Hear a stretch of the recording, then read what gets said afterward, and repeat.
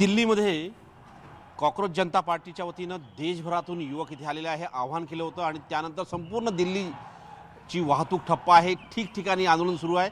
याच विषयावर बोलण्यासाठी माझ्यासोबत आहेत अरविंद सावंत आहेत, शिवसेना उद्धव बाळासाहेब ठाकरे पक्षाचे नेते आहेत। त्यांनी नुकतीच सोनम वांगचुक यांची ते भेट घेऊन आलेले आहे। सर, आपलं स्वागत आहे न्यूज 18 मराठीमध्ये। सर, आपण सोनम वांगचुक यांची भेट घेतली आहे, रुग्णालयात जाऊन भेट घेतली आहे, काय परिस्थिती आहे आणि त्यांच्या काय मागण्या आहेत? मी माननीय संजय राऊतजी, अनिल देसाई आणि आम्ही तिघजण सफदरजंग हॉस्पिटलमध्ये गेलो वांगचुक यांना भेटण्यासाठी। आदरणीय उद्धवजींनी पण विचारलं चौकशी करा तब्येतीची। वेळात वेळ करून आम्ही तिकडे गेलो। तिथं गेल्यानंतर पहिले त्या सिक्युरिटी अंदर सांसद आहे बोलल्यानंतर थोडंसं आतमध्ये गेलो। इसको बोला नाही रुको, काही नाही जाना, इधर रुको इधर रुको इधर रुको। अर्धा तास आमचा असाच काढला। आम्ही चिडून बाहेर निघालो। शेवटी आम्हाला भेटू दिलं नाही। मग एक अधिकारी कोणतरी पोलीस इंस्पेक्टर धावत धावत आला। नहीं सर, वो मना किया डॉक्टर ने। तो पहले बता देते, हम आए तब नहीं बताया ना। अभी बैठो, अभी डायरेक्टर आएगा, फिर डायरेक्टर का दूसरा डायरेक्टर आएगा, डायरेक्टर का तीसरा डायरेक्टर बाप आएगा। क्या तरीका है ये? यही तो बता रहा है ना, इस जनतंत्र नहीं है। एक सांसद अपने देश के एक नागरिक को, नेता को मिलने गए, उसकी तबीयत का ख्याल पूछने जा रहे हैं। तीन खासदार गेले, तिघांना भेटायला वेळ मिळाली? दिलं नाही आम्हाला, शेवटपर्यंत भेटू दिला। आम्ही आलो तिघजण बाईकडून जाऊन भेटून आले, भेट नाही झाली तुमची शेवटी। आता ज्या पद्धतीने आंदोलन सुरू आहे, आता तुमच्या हाऊस बंगल्याबाहेर जर बघितलं, तुमच्या घराबाहेर बघितलं, असे पूर्ण युवक एकत्र आले आणि आंदोलन करतात। ते म्हणतात की धर्मेंद्र प्रधान यांनी राजीनामा द्यायला पाहिजे। त्यांची पहिल्या दिवसापासूनची तेवढीच मागणी आहे ना। मला वाटतं प्रशांतजी, आपण हा विचार केला पाहिजे। 20 दिवस मी आता इतके वर्ष, आता 12 वर्ष खासदार सोडावं, कित्येक वर्ष येतोय। तुम्ही अनुभव आहे तुमचा, जंतर मंतर एवढी असंख्य आंदोलन झाली आहेत, प्रचंड मोठी, असा प्रकार कधी घडला नाही। आणि इतकं दुर्लक्ष कोणी केलं नाही। त्या अण्णा हजारेंना सुद्धा जाऊन विचारा, तो आवाज केला का धावत सरकार धावत होतं त्यांच्याकडे। सरकार बघायला तयार नाही। कॉकरोच आहे ना, मार दे साला।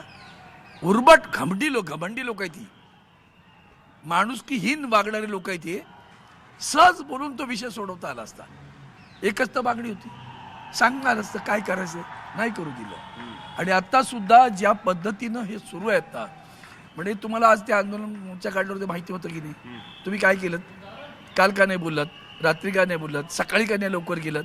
का नाही तिथे जाऊन अनाउन्स केलं की माननीय मंत्री जी ने बुलाया, 5 प्रतिनिधी आप आ जाए, हम बात कर लेते? नाही ना, तुम्ही उलट प्रतिबंध केला, बॅरिकेड लावून पुढे जायचं नाही। मग तुम्ही आमच्याकडे पण मुंबईत करतात, पण सांगतात ना तुमचा मोर्चा इथं वळवा, इथं त्या सांगा ना त्यांना, मोर्चा तुमचा इथं सुरू करा, या मैदानात तुम्हाला बसवलं जाईल। का नाही करत? काय करताय काय तुम्ही? या देशाच्या भविष्याशी, भवितव्याशी खेळताय। ही युवा पिढी म्हणजे देशाचं भवितव्य आहे बरं।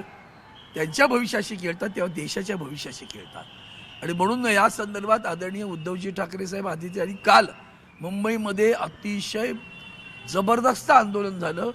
काय कुणाला गाड्या घोड्या काय नाही, म्हणजे न भूतो न भविष्यती अशी तरुणाई रस्त्यावर उतरली। कळतंय का तुम्हाला देशातनं? नाही कळत का? ही ठिणगी आहे बरं, देशभर वणवा पेटेल अशा पद्धतीने पडसाद उमटेल। संसदेमध्ये सुद्धा तेच बरं। मजा आहे या प्रशांतजी, काल बैठक घेतात सर्व विरोधी पक्षाची, आम्ही घटनेत जाऊन बसतो, आम्ही सांगतो, त्यांना सांगितल्यानंतर ते म्हणतात ठीक आहे, आमच्या मागण्या सांगितल्या। आम्ही 2च मुद्दे सांगितले खरे। पहिले एक तर या मुलांचं आंदोलन आणि त्यांना न्याय देण्याबद्दल काय करता येईल ते सांगा। आणि दुसरं सांगितलं होतं त्यांना आम्ही की तुम्ही राम मंदिर बदला, चढावा, चोरी, आणखी भ्रष्टाचारी 2 चर्चा घ्यायच्यात। देख तुमची सरकारची पण बिलं सांगता आणि आमचा विषयावर गप्पा। आणि आज सभागृह सुरू झाल्यानंतर प्रश्न संख्या काय? अरे आम्ही ॲडजर्नमेंट मोशन दिली तुम्हाला, सांगा तर खरं की या विषयावर आम्ही मंगळवारी बोलू, बुधवारी बोलू। काय नाही की जाडकी होती, तुम्ही द्या टाकून, इथल्या ॲडजर्नमेंटने सब नकार दिए। गुरमीता सरकार काय? गुरमीता सरकार गुरमी आहे ना। आणि ते 2 विद्वान पीठासीन अधिकारी बसतात, ते बघायला पाहिजे। लहान मुलं आपको समझना चाहिए, अरे गप साला, तू बीजेपी वाले तुम्ही ना। त्या 2G 3G मध्ये अखंड सत्र तुम्ही चालू दिलं नव्हतं आणि तो खोटा आरोप होता, भ्रम होता, हे आता कळतंय जगाला। त्यावर तुम्हाला आठवलं का जनता के प्रश्न लिहिणे? खोटं बोलता। आंदोलन कुठल्या दिशेने जाईल आता मला सगळ्यात वाईट वाटतं, आणखीन एक सांगतो मुद्दा म्हणून, आता आठवण झाली म्हणून, मला ते बाळासाहेबांचे विचार ते गेलेत ना, गद्दार सगळे, त्यांना आठवण करून येतो 1995ला महाराष्ट्र सरकार आलं. या वंदनीय शिवसेना प्रमुखांनी सांगितलं की असं उत्तम काम करा की जनतेला रस्त्यावर येऊ लागलं नाही पाहिजे. आणि त्यातून दुर्दैवानं जर रस्त्यावर मोर्चा आला तर माझ्या 6व्या मजल्यावरचा मंत्री खाली उतरेल, त्यांना सामोरा जाईल आणि विचारेल का बाबा तुम्हाला मोर्चा घेऊन येण्याची पाळी का आली माझ्याकडे, आणि त्यांचा प्रश्न सोडवेल. हा बाळासाहेबांचा विचार आणि चिरडून टाकणं हा विचार, हा फरक लक्षात घ्या. आणि म्हणून या संदर्भात सरकारचा जितका निषेध करा तिकडे. 5 वेळा हाऊस ॲडजस्ट झालं. चेष्ट खेळ करता का? 12 बजे, 12:30 बजे, 1 बजे, 1:30 बजे, 2:30 बजे, 3 बजे, 3:30 बजे. हे शरम नाही वाटत का तुम्हाला जरा सुद्धा कशाची? घेतलेल्या प्रश्नांचं निराकरण करा ना. तुम्ही कशाला बसलात सत्तेत? प्रश्न सोडवायला बसलात ना.